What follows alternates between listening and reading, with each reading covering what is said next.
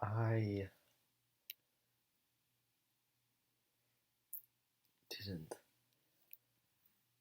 love that. That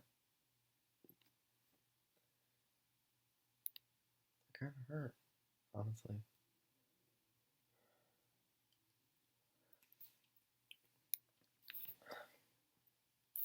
Predator 2 is directed by Stephen Hopkins and stars Danny Glover, Gary Busey, Kevin Peter Hall, Bill Paxton, and Maria Conchita Alonso. This was released about 3 or so years after the first, so it wasn't a long wait to see the continuation of this series.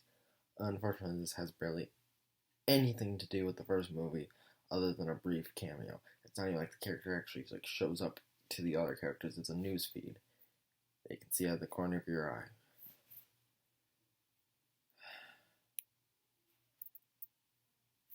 Continuation.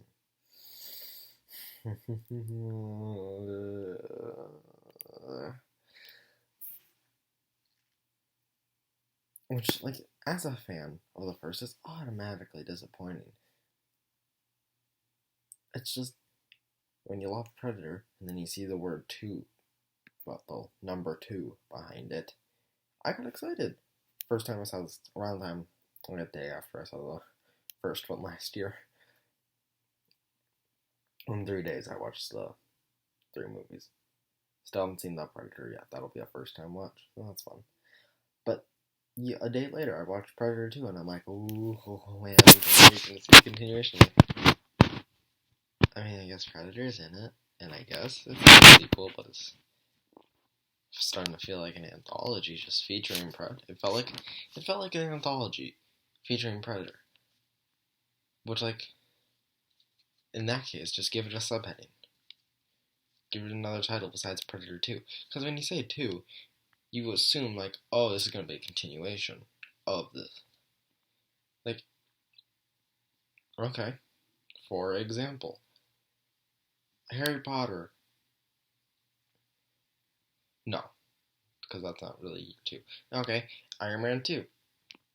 But take that as an example. Imagine if you love the first Iron Man. Loved it. It's a great movie. So you're getting ready. See the one called Iron Man 2. You're like, okay, here we go. And you go see it, and you find out that the only returning character is Iron Man, and there's a tiniest little hint that this takes place in the same universe as the first Iron Man. But other than that, all the characters are new. Iron Man's the only one who's there, doesn't mention the first one.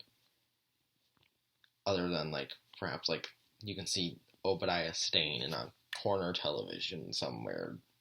It's a blink and you'll miss it moment. And everything else is brand new. That doesn't even matter to the first. That's what this movie feels like. And a lot of movies around the 90s did that. They would make a sequel and have it do nothing to do with the first one. And that always makes me mad. I hate when a series does that. It's no, you said 2. I'm expecting this to be the next one. Or the Batman films, the 4 Batman films had a huge problem with this. Where introduce people and then just drop them off by the next sequel. Sequels did that a lot around this time too, and I absolutely hate that. I hate it. So with this movie being called Predator 2, it's just, I hate what it did.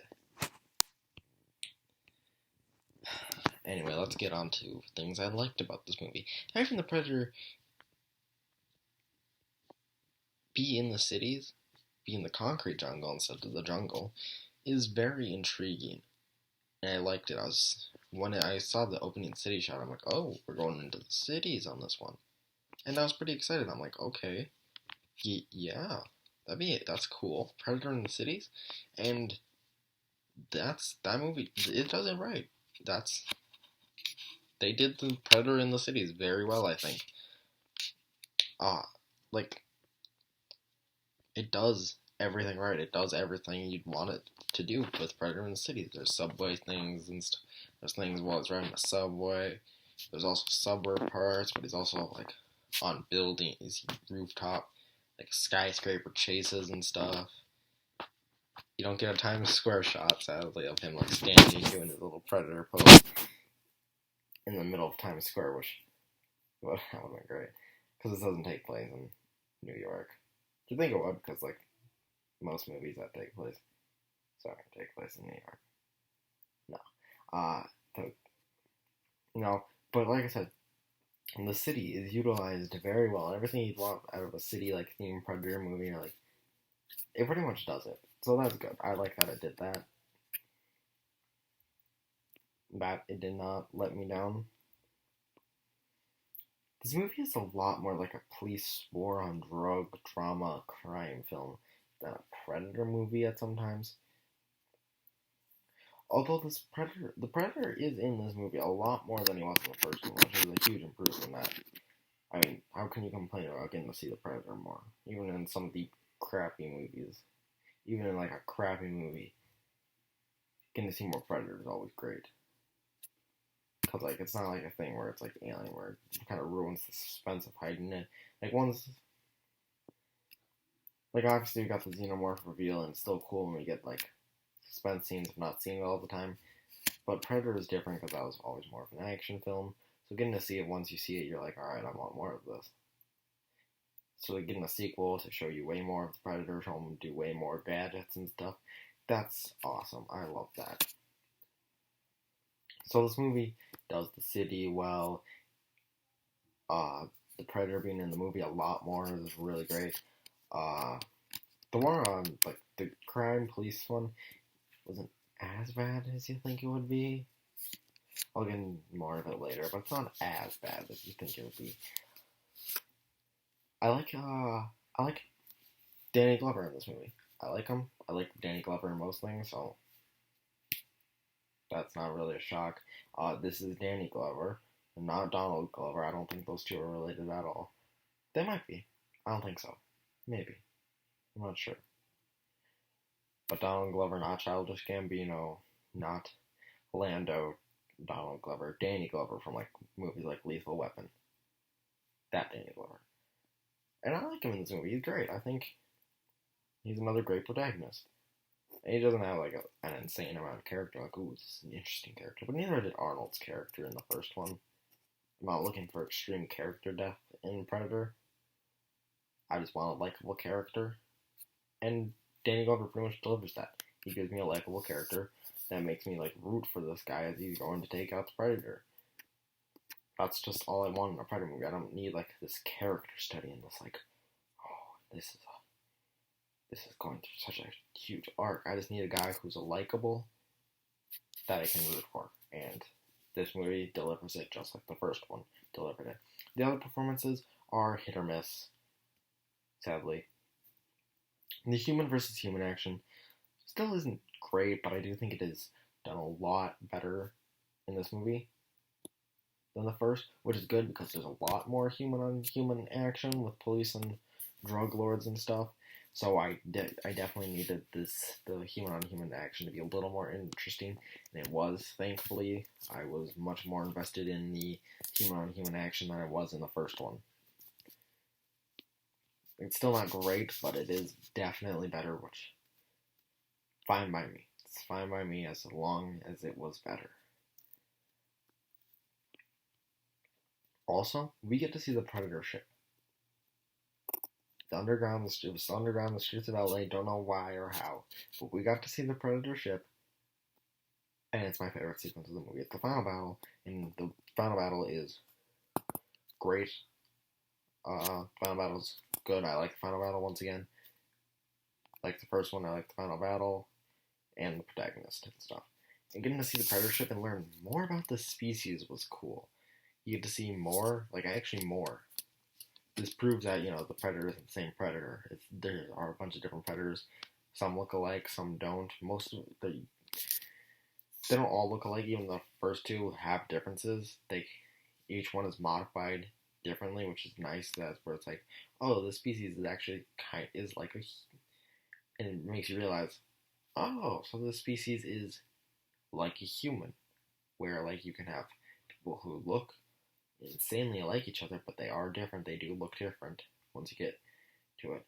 So that was actually really interesting. It's not like an animal or a xenomorph or anything, where they pretty much all look the same. This is like each one is different, which was just all the insight into the Predator world I liked.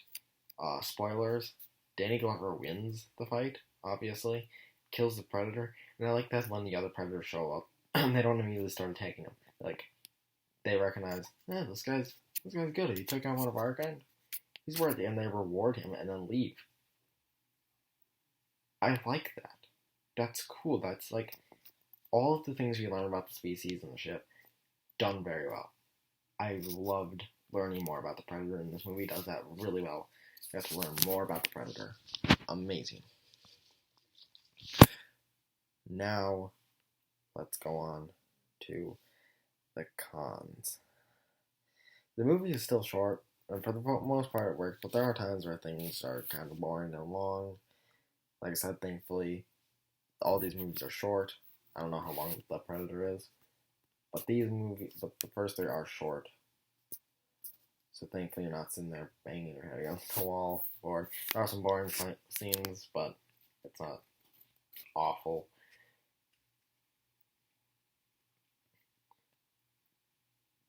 Like I said, there's a lot of police and crime drama, and that's very hit or miss. So 50 of it was like, oh, that's not bad, but the rest, like, okay, it's a Predator movie. This isn't The Wire. I don't want to watch campy Wire. I want to watch Predator. So, like, that's also pretty disappointing. It's also just pretty dull in parts. Like I said, a lot of performances don't work. Not all the action is as fun as the first. There's parts where the movie is just, like, dumb. Like, it's dumb and trying to be, like, campy fun. Which would have been fine, I guess. Like, a campy, dumb, fun Predator movie probably would have been fine with me. Even though, like, I liked how the first one wasn't campy and dumb. I understand that, like, they can't all be masterpieces like that. But just the campy and dumb Predator movie would have been fine. But there's some moments where it's like, this is an ultra-serious movie. Look at this drugs. Look at this war on drugs. Look at this police. Look at these crime lords. Look at it. And it's like, it didn't balance the tone as well as the first one did. The first one balanced its action funness to, like, the kind of horrifyingness of the Predator. It balanced it incredibly well, having fun moments in both, and when it does do the whole 180 into a completely different genre, it doesn't feel abrupt because it feels like it's been going every little glimpse of the Predator you got, you felt the movie drawing near and near to that. So it didn't feel like just like 180, constantly tonal shifts. It slowly went into its next tone, and then finally, once more people started dying off, it went full on into the horror element, and it worked. This one, it switches back and forth, not knowing what it wants to be, and it really doesn't work. Overall, I was very, very disappointed in the sequel. I'm going to give Predator 2 a 44 wrist gauntlets out of 100. If you want to see the continuation of this franchise, then watch it. I think if you enjoyed the first one and you want to learn more about Predator series, watch this one. Like I said, it's short.